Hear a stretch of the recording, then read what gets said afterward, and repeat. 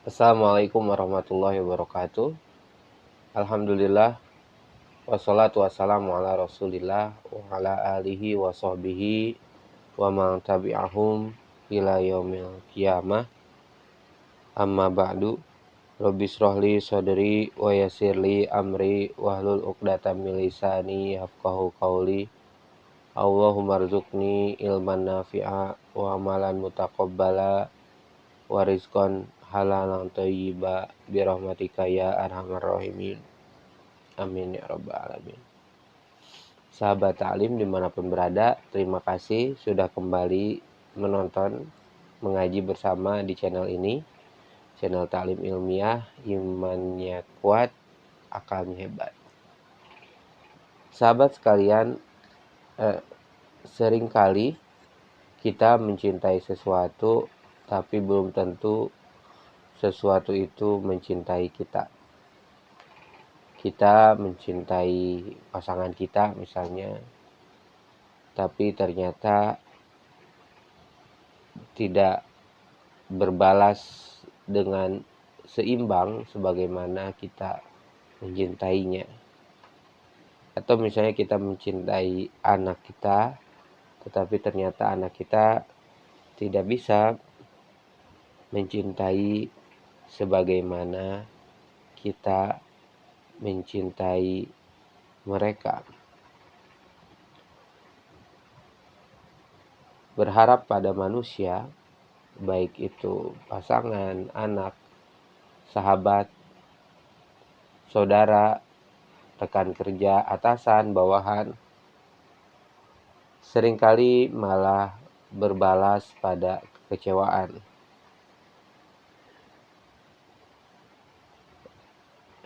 Lalu bagaimana cara kita menyiasatinya? Ada beberapa nasihat dari para ulama, dari para ilmuwan yang saya terima. Yang pertama, dari para ulama tentunya, kenapa kita kecewa ya? Karena kita berharapnya pada manusia. Ketika kita mencintai itu kan sebenarnya melakukan suatu kebaikan. Misalnya kita memberikan hadiah, kita memberikan penghiburan, kita membantu, kita meringankan. Jika hal tersebut kita lakukan sedari awal karena Allah, saya mencintaimu karena Allah, begitu. Kita memberi nafkah karena Allah, kita mendidik karena Allah untuk mendapatkan ridhonya. Kita membantu pun karena Allah. Insya Allah dalam kerja tuh kita menolong, meringankan karena Allah, insya Allah kita tidak akan merasakan kekecewaan. Karena dari awal pun kita memang tidak berharap balasan dari manusia. Jadi nggak ada tuh paribasa kalau bahasa Sunda gitu. Ucapan seperti, ya padahal dulu gue udah baik, tapi kok ternyata dia sekarang gini gitu ya. Atau baik itu anak, pasangan, keluarga, adik, kakak, teman kerja, atau siapapun. Baik sahabat sekalian, itu dari pendapat dari para ulama. Karena memang sejatinya segala perbuatan kita yang mahdo, yang bukan mahdo, amal ibadah, semuanya mesti dilakukan dengan dasar ikhlas. Tapi bagaimana kita tidak bisa, kalau misalnya ikhlas itu berarti rela karena Allah, kita kan tetap mesti ada pamrih. Misalnya kita membantu, tapi ternyata tidak dibayar misalnya. Itu udah di luar konteks ya. Itu konteksnya sudah ke muamalah. Jadi sebaiknya dibedakan mana yang sifatnya muamalah bisnis dan juga yang sifatnya sukarela, seperti ya membantu pekerjaan, meringankan, menasihati, memberikan pendidikan. Seperti halnya ketika saya membuat video ini. Saya membuat video sejatinya mengingatkan diri saya sendiri. Jika bermanfaat, jika ada yang suka, saya masih tetap belajar supaya bisa tetap disukai, tetap belajar gitu ya, bagaimana orang lain membuat video. Disesuaikan dengan kemampuan saya, baik dari segi waktu ataupun juga dari segi teknologi yang bisa saya miliki, juga referensi yang bisa saya miliki. Akan tetapi saya mesti menjalankannya dengan ikhlas karena Allah.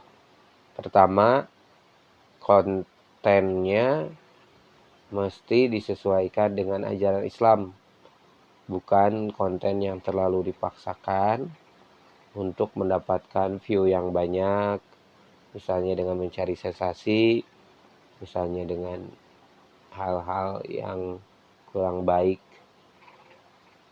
seperti membicarakan orang lain yang tidak perlu dan sebagainya. Kedua,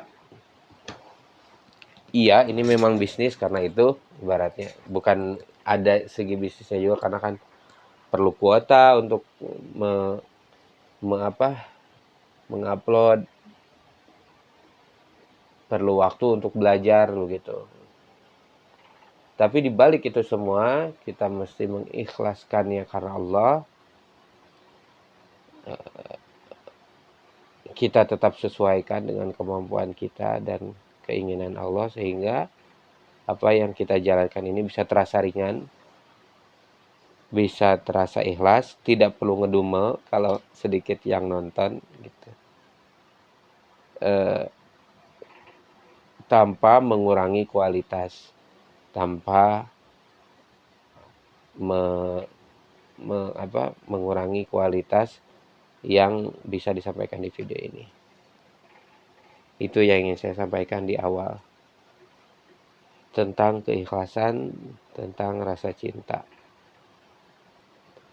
Sahabat sekalian, sebelum memulai ada sebuah cerita unik, karena udah 2 hari ini saya setiap kali membuka surat Al-Quran itu selalu pas di surah Al-Kahfi.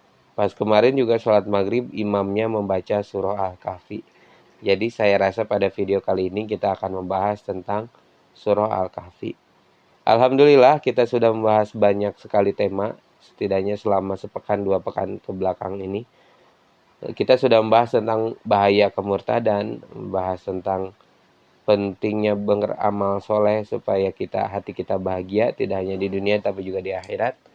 Kita sudah membahas tentang makna dari maqam mahmuda, tempat yang terpuji di sisi Allah Subhanahu wa taala yang dijanjikan kepada Nabi Muhammad SAW. Belajar tentang bagaimana nanti di hari Ba'ats, bagaimana nanti di hari kiamat. Nah, pada video kali ini kita akan membahas tentang Ashabul Kahfi. Kisah Ashabul Kahfi itu sendiri disampaikan oleh Allah Subhanahu wa taala melalui perantara malaikat Jibril kepada Nabiullah Muhammad Shallallahu alaihi wasallam sebagai pesan bagi kita semua di surah Al-Kahfi dari ayat 9 sampai ayat ke-21. Tapi ayat ke-22 juga masih seperti penjelasan, udah bukan bagian ceritanya tapi seperti bagian bagaimana masyarakat menyikapi cerita dari Ashabul Kahfi tersebut. A'udzu billahi minasyaitonir rajim. Bismillahirrahmanirrahim.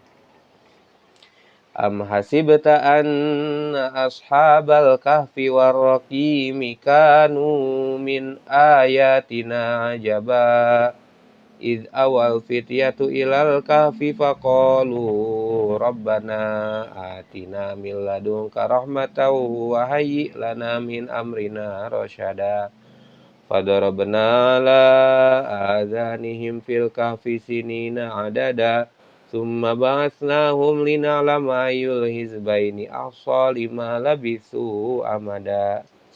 Wallahu alam. Bagian ayat ke-9 sampai ayat ke-12 di surah Al-Kahfi ini membahas tentang cerita Ashabul Kahfi secara global.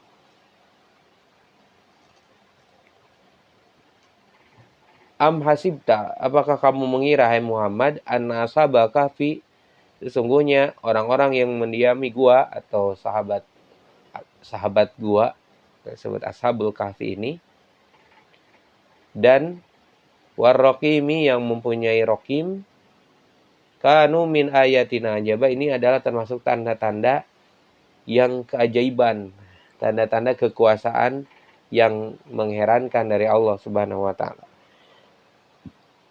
Sampai sekarang kita tak pernah belum menemukan teknologi yang memungkinkan manusia untuk tertidur selama 300 tahun tanpa ada perubahan.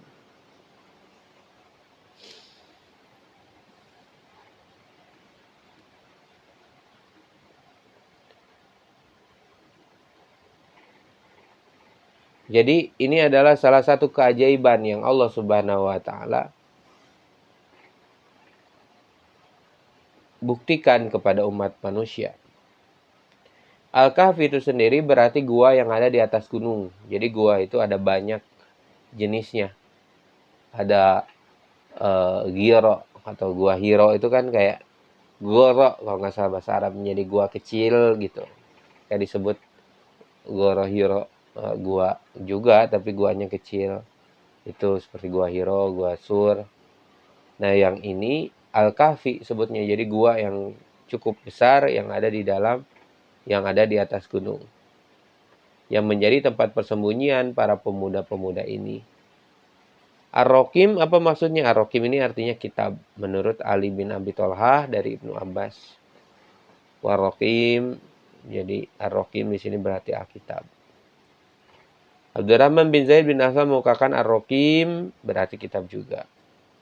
Sebab ada tulisan kitab markum, kitab yang ditulis. Jadi Ar-Rokim di sini ya tulisan gitu ya, Alkitab.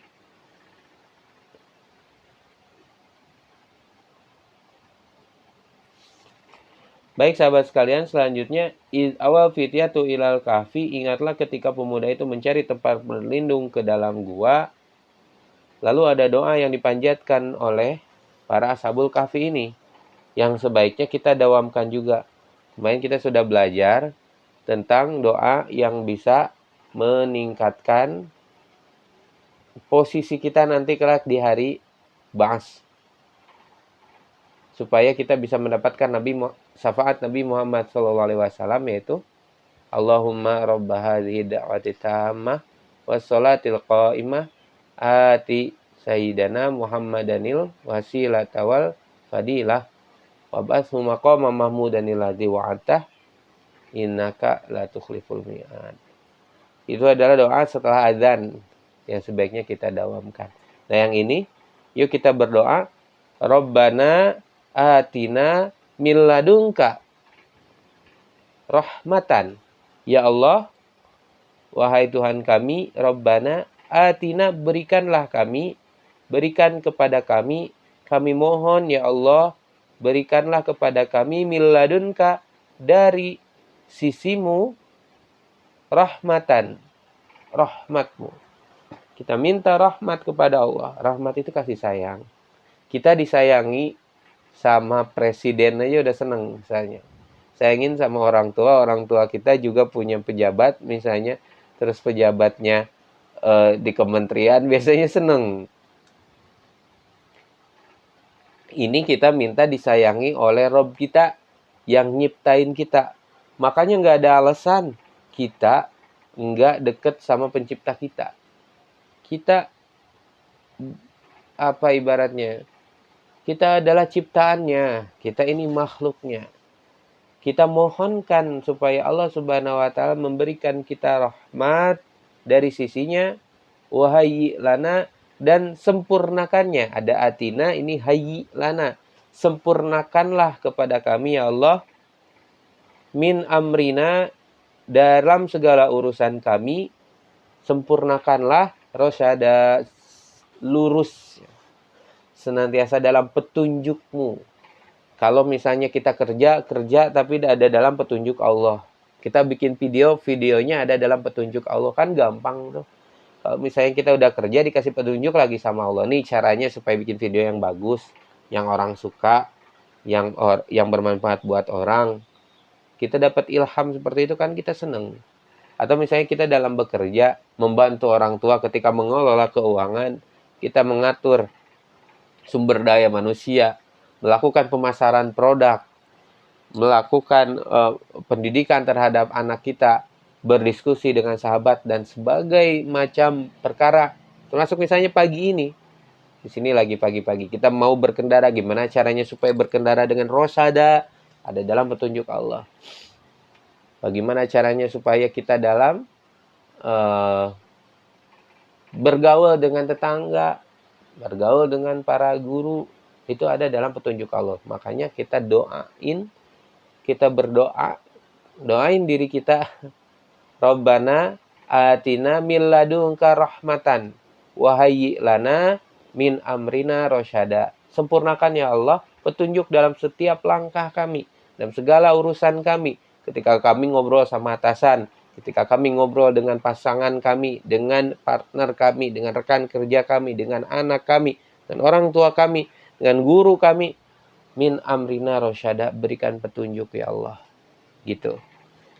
Sedangkan dalam konteks para sahabat gua ini, para ashabul kahfi ini, yang mereka mau minta petunjuk sama Allah, di mana supaya kami ini berlindung dari kejaran, dari supaya kaumnya itu tidak memfitnah mereka, gitu ya, supaya mereka bisa mempertahankan ajaran agama mereka, sehingga mereka pun akhirnya mendapat petunjuk untuk pergi ke gua, ke atas gunung, dan bersembunyi di sana dari kejaran kaum mereka.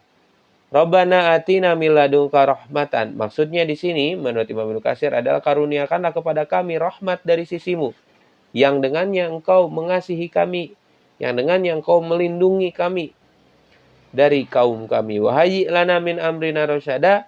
Tetapkan bagi kami petunjuk yang lurus dalam urusan kami. Jadikan kesudahan akhir di bawah petunjuk yang lurus. Ada sebuah doa yang juga sangat baik dari Rasulullah Shallallahu Alaihi Wasallam. Ada banyak doa dari Rasulullah Shallallahu Alaihi Wasallam. Mari kita hafalkan, mari kita dawamkan. Doa ini adalah sebagaimana dinukilkan dari Busr bin Arto'ah dalam kitab Al-Musnad.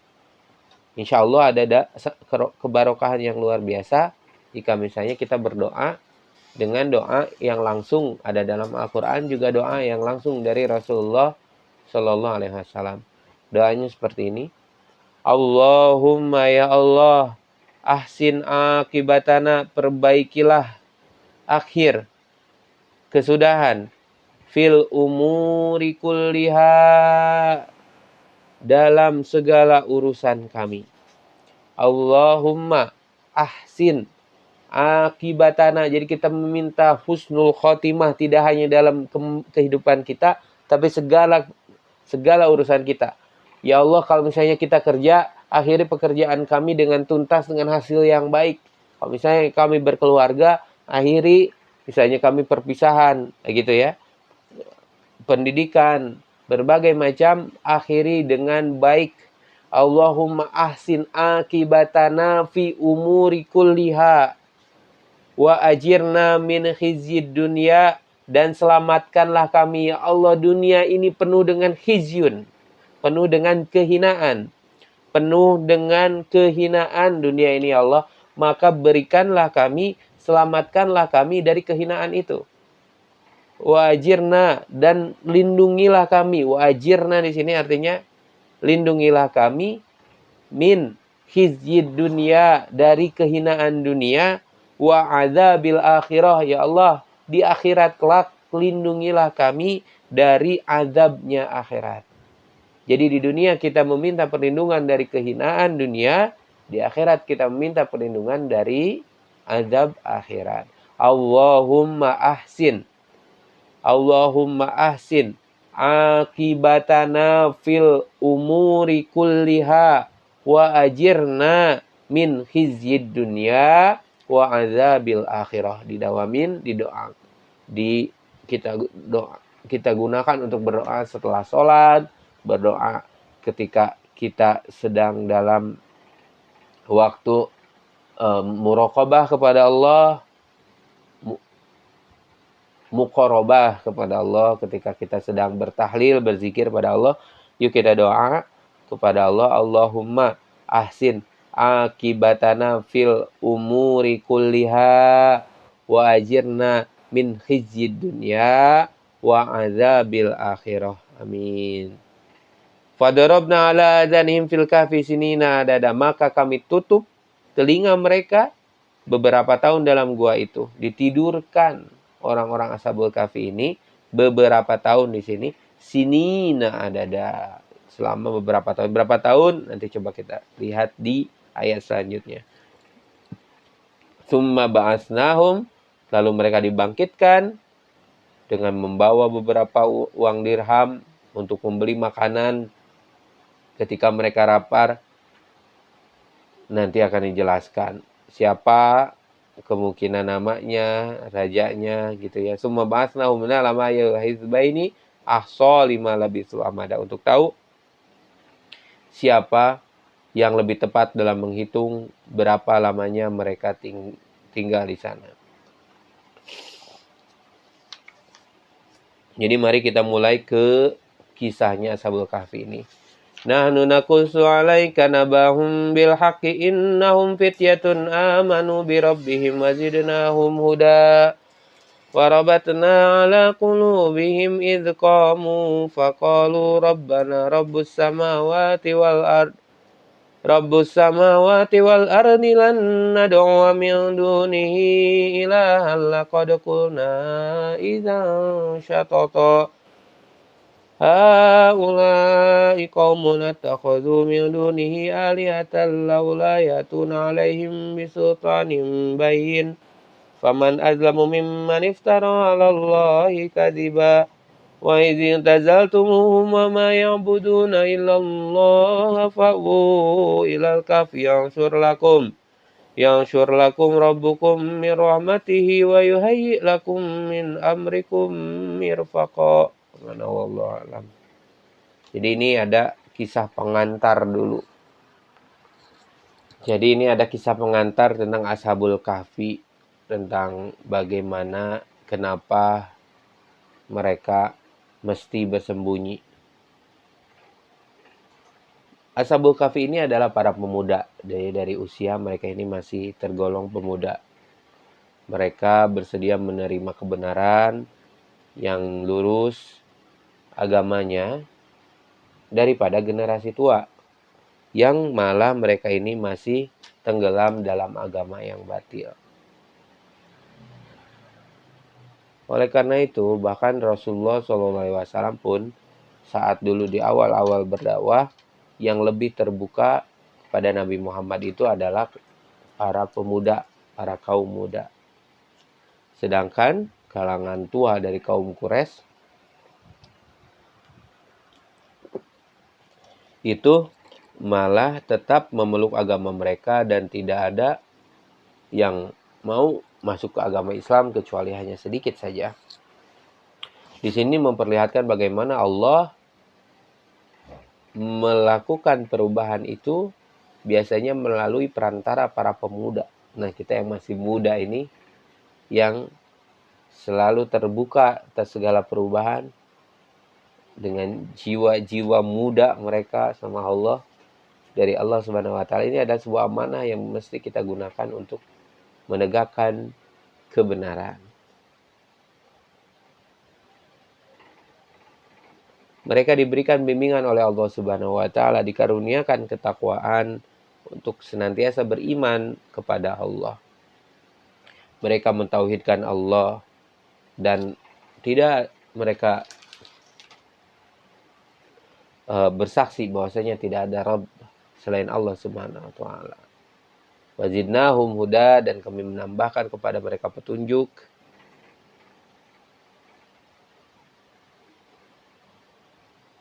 Jadi di sini ayat ini wazidnahum, dan kami tambahkan petunjuk. Ini menjadi dalil seperti menurut Imam Bukhari bahwasanya iman itu bisa naik dan bisa turun. Ini wazidnahum, makanya kita minta iman kita ini naik. Di iman itu memang bisa ditambah, bisa berkurang. Wazidnahum huda, dan kami tambahkan petunjuk kepada mereka. Iman mereka ditambah, kuatkan oleh Allah Subhanahu wa taala. Ada juga di dalam surah At-Taubah dalil terkait penambahan bahwa iman ini bisa bertambah. Fa'ammal ladzina amanu fazadathum imanan wa hum yastabsyirun. Dan orang-orang yang beriman itu, maka surat ini menambah imannya. Iman itu bisa bertambah. Ada masih banyak ayat-ayat lain yang menunjukkan ke arah itu. Ada beberapa yang menjelaskan bahwa lahiriah ayat. Imam Ibnu Katsir menjelaskan lahiriah ayat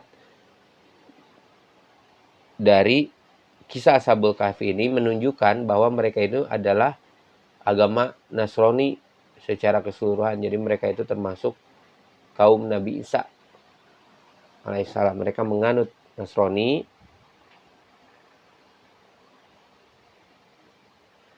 dan mereka itu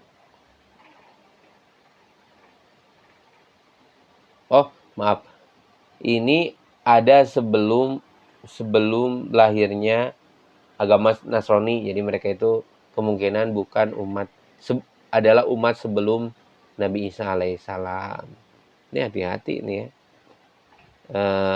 Sebab kalau misalnya mereka menganut agama Nasrani, niscaya para pendeta Yahudi tidak akan memberikan perhatian untuk menjaga berita mereka. Karena adanya perbedaan di antara mereka dengan orang-orang Nasrani. Jadi ada pendapat yang berbeda di agama Nasrani juga di agama Yahudi tentang Ashabul Kahfi ini. Nah, oleh karena itu pasti kisah ini tuh terjadi sebelum adanya agama Nasrani.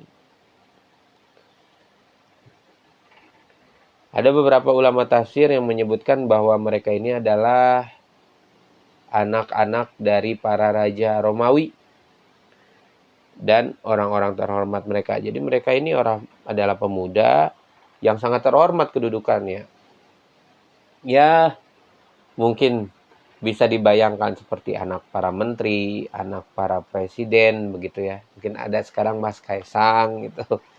Ada anaknya Pak siapa, Pak Sandiaga misalnya, dan mereka ini ingin memberikan perubahan. Anaknya Pak Anies, anaknya Pak SBY seperti Pak Haye gitu ya. Tapi mereka ini ingin memberikan perubahan, mengajak manusia pada kebaikan gitu ya. Jadi mereka ini adalah anak-anak para raja Romawi dan orang-orang terhormat. Tetapi mereka akhirnya bersatu karena mereka ini ada dalam iman yang sama. Ada sebuah hadis dari Rasulullah Shallallahu Alaihi Wasallam, al arwahu junudun mujannadatun fama ta'arofa minha ikhtalafa wa ma tanakara minha ikhtalafa. Arwah itu bagaikan tentara yang dikerahkan, yang saling kenal akan bersatu dan yang saling mengingkari akan saling menjauh. Ini seperti teori dalam psikologi ya, bahwa kalau misalnya kita pengen mempengaruhi orang lain dalam teknik persuasi, kita tuh mesti mencari kesamaan-kesamaan. Nah, ternyata Rasulullah menyampaikan pada kita bahwa arwah itu seperti tentara. Kalau misalnya udah ketemu nih sama frekuensinya, mereka ini akan saling kenal. Kalau misalnya menemukan kecocokan gitu, mereka itu akan ada rasa, kayaknya kita memiliki kesamaan gitu ya. Tapi kalau misalnya kita melihat perbedaan, maka dia saling menjauh. Para CEO biasanya diterapkan gitu ya. Kalau misalnya dia meskipun suka bola, tiba-tiba klien yang nggak suka bola, ya dia tinggal bilang, oh saya nggak suka juga sama bola. Padahal sebenarnya dia mungkin suka, tapi untuk menjaga supaya frekuensinya sama. Nah, hadis ini bisa digunakan nih untuk para negosiator, para sales untuk mencari klien gitu, untuk menjadikan teknik persuasi, teknik untuk mengajak orang lain, untuk mempengaruhi orang lain, influence people gitu ya, supaya kita bisa lebih supel dalam pergaulan. Nah, di sini yang jadi acuannya. Al arwahu junudun mujannadatun fama ta'arofa minha iltalafa. Kalau misalnya ketemu sama yang cocok gitu, pasangan gitu ya, ada klik gitu ya, intalafa. Mereka tuh akan ngerasa saling kenal gitu ya, nyaman gitu ya. Kok nyaman ya gitu ya kalau misalnya kita deket sama teman, kita deket sama seseorang gitu. Wama tanakaro, tapi kalau misalnya kita berbeda. Nih kalau misalnya sama pasangan juga jangan dipaksakan, makanya sama partner. Ini kalau teknik persuasi ya jangan, ibaratnya kalau dalam psikologi jangan punya facade banyak gitu. Facade itu bangunan depan gedung. Jadi kalau misalnya lagi deket nih sama misalnya orang mau menikah gitu ya, terus ta'arufan gitu kan, saling mengenal dengan pasangannya. Ternyata dia pura-pura supaya bisa terlihat menarik sama pasangannya. Nah itu malah bisa membahayakan diri sendiri ya. Karena itu kita seolah membangun facade, membangun topeng tentang siapa diri kita. Padahal kita nggak kayak gitu, tapi kita pengen terlihat kayak gitu sama pasangan kita. Akhirnya malah nanti pas pernikahannya malah nggak awet, malah memunculkan permasalahan lain karena ternyata kok kamu gitu ya, nggak sama kayak dulu sebelum nikah saya. Astagfirullahaladzim ya, itu sekedar tips, silahkan diikuti jika ada manfaatnya. Jika dinukilkan oleh Imam Muslim dalam kitabnya Sahih Muslim, Ashabul Kahfi sepakat dalam satu kalimat sehingga mereka menjadi satu tangan yang saling membantu dan bersaudara dalam kejujuran.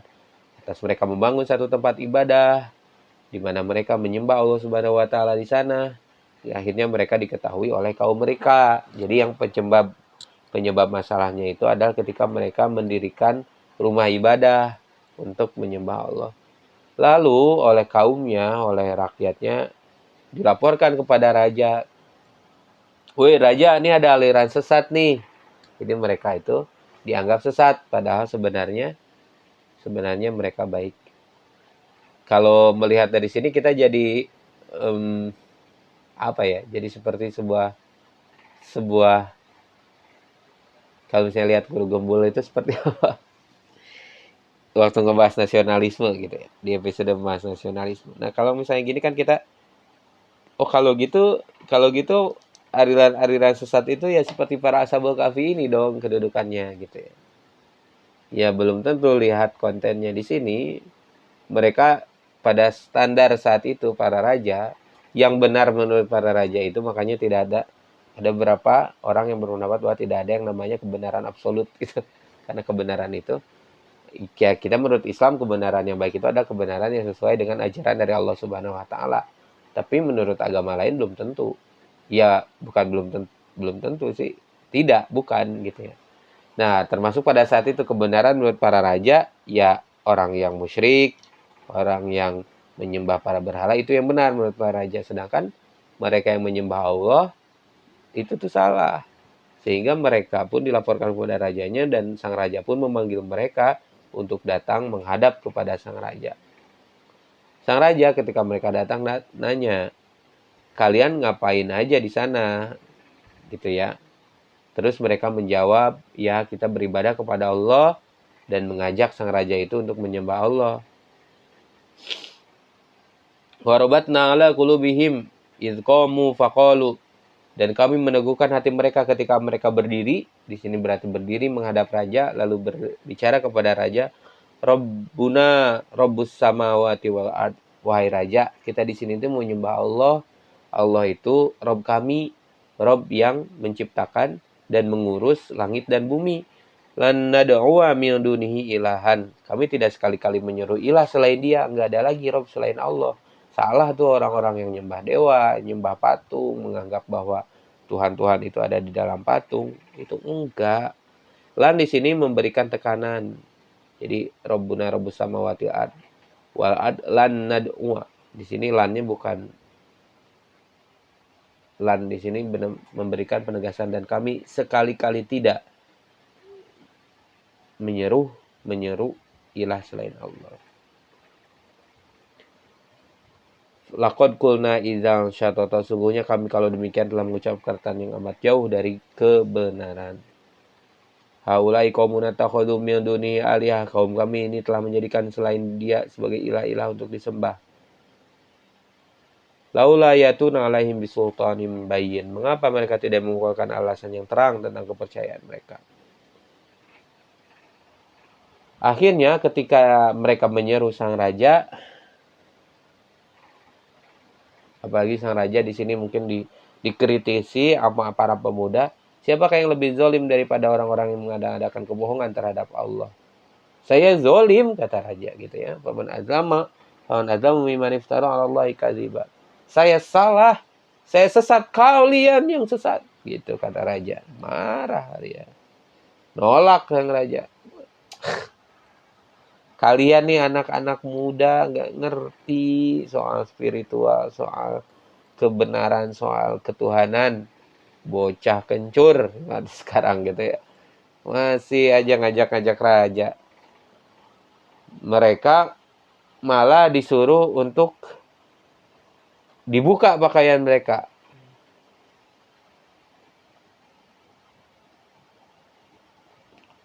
Mereka diancam untuk jangan beribadah seperti itu lagi. Terus mereka disuruh pulang supaya berpikir kira-kira kamu mau kembali lagi ke ajaran seperti kita nih yang nyembah berhala atau tetap nih kayak gini. Ngajak-ngajak orang pada kebenaran. Pilih.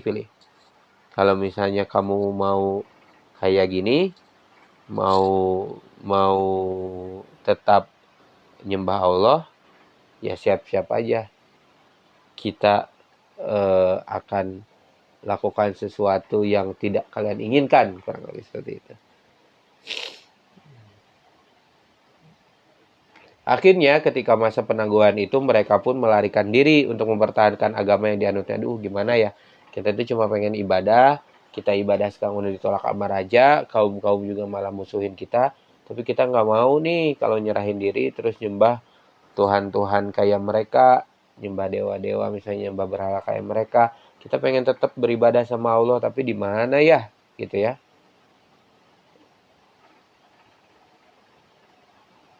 Saat itu syariatnya adalah silakan untuk para hamba melarikan diri kalau misalnya takut akan akibat yang menimpa agama yang dianutnya. Itu sebagaimana yang ditegaskan dalam sebuah hadis, yushiku ayyakuna khairu mali ahadikum ghanamay yattabi'u biha syaqal jibali wa mawaqi al-qatri yafirru bidinihi minal fitan. Hampir tiba masanya saat sebaik-baik harta salah seorang di antara kalian, ini adalah dalil untuk uzlah, dalil untuk menjauhkan diri dari masyarakat. Kalau misalnya masyarakatnya udah badegong amat gitu ya, badegong bahasa Sunda, udah ngebangkang amat gitu ya, makanya hampir tiba masanya saat sebaiknya harta salah seorang di antara kalian adalah kambing yang digembalakan ke puncak gunung. Jadi kalau misalnya, waduh, harta di bawah udah acak-acakan, gak ada lagi yang halal, ya udah, ujlah aja ke atas gunung, pelihara kambing di sana, biarkan sawah-sawah disirami oleh air hujan, di mana dia melarikan diri demi mempertahankan agamanya dari fitnah. Tapi ini kalau misalnya disyariatkan hanya dalam keadaan seperti tadi, gak ada lagi yang halal gitu ya, orang-orang udah berbuat zalim, kita udah nggak bisa melakukan sesuatu, tapi kalau keadaannya normal-normal aja, itu malah jadi berakibat pada ditinggalkannya jamaah sholat dan jamaah kaum muslimin. Setelah keinginan mereka teguh untuk pergi melarikan diri dari kaumnya, Allah memilihkan hal itu. Wa'idzi tazaltumuhum. Dan apabila kaum meninggalkan mereka, wa ma ya'buduna illallah, dan apa yang mereka sembah selain Allah, fa'wu ilal kahfi, mereka pun diperintahkan untuk mencari tempat berlindung ke dalam gua. Ini adalah rahmat Allah. Yansur lakum rabbukum mir rahmatihi. Di sana nanti Rob kalian akan melimpahkan rahmatnya kepada kalian. Wa yuhayyi lakum min amrikum mirfaqo, dan menyediakan sesuatu yang berguna bagimu dalam urusanmu. Di sana kalian ada tempat yang bisa digunakan. Akhirnya mereka pun pergi ke atas gunung mencari gua, sehingga mereka itu kehilangan mereka dari tengah-tengah mereka. Sehingga pas dicari sama raja besoknya, lusanya, loh kemana pemuda tadi? Cari-cari nggak ada. Raja itu pun tidak berhasil memantau mereka, dibutakan oleh Allah, sebagaimana dulu Allah Subhanahu wa Ta'ala juga membutakan kaum kafir Quraisy saat Nabi Muhammad SAW bersama Sayyidina Abu Bakar radhiyallahu an berlindung di Gua Sur. Padahal mereka kalau misalnya ngelihat ke bawah aja itu bisa ngelihat tuh Nabi Muhammad gitu ya. Sayyidina Abu Bakar berkata, "Ya Rasulullah, seandainya salah seorang dari mereka ada yang melihat ke tempat bawah kakinya, niscaya dia akan melihat kita." Lalu Rasulullah SAW bersabda, "Ya Abu Bakar, ma dzannuka bisnaini Allahu masalisuhuma." Hai Abu Bakar, sebagaimana menurutmu jika ada dua orang dan yang ketiganya adalah Allah. Bahkan Allah Subhanahu wa taala menyebutkan di dalam surah At-Taubah ayat 40, kita baca surah ini. Illa nansuruhu faqad nasarahullahu iz akhrajahul ladzi kafaru saniyasnaini iz huma fil ghari iz yaqulu li sahibihi la tahzan innallaha ma'ana fa'anzalallahu sakinatahu alaihi wa ayyadahu bijunudil lam tarauha wa ja'ala kalimatal ladzina kafaru sufla wa kalimatullahi hiyal ulya wallahu azizun hakim. Mana wallahu alam bishawab. Demikian ada beberapa kesamaan antara kisahnya Nabi Muhammad SAW dengan kisah Ashabul Kahfi. Kalau Ashabul Kahfi bersembunyi di gua hingga para tentara raja, para kaumnya itu tidak bisa melihat Ashabul Kahfi. Maka Nabi Muhammad ketika bersembunyi di Ghar Hira ini, ternyata Allah Subhanahu wa taala hadir menolong mereka supaya tidak terlihat oleh kaum kafir. Wallahu a'lam bishawab. Di ayat selanjutnya kita akan melihat bagaimana posisi guanya, bagaimana saat mereka bangun. Saya kira bisa cepat selesai ya. Kisah Ashabul Kahfi ini ternyata tidak cukup waktunya. Baik sahabat sekalian, saya mohon maaf jika ada salah-salah kata, udah 30 menit lebih. Mudah-mudahan ada benarnya, itu dari Allah Subhanahu wa taala, dan jika ada saran, kritik ataupun masukan silahkan ditulis di kolom komentar, dan jangan lupa untuk di-subscribe video ini, channel ini, dan di-share ataupun di-like jika bermanfaat. Mohon maaf jika ada salah-salah kata, dan selamat beraktivitas dimanapun Anda berada. Walafuminkum. Wassalamualaikum warahmatullahi wabarakatuh.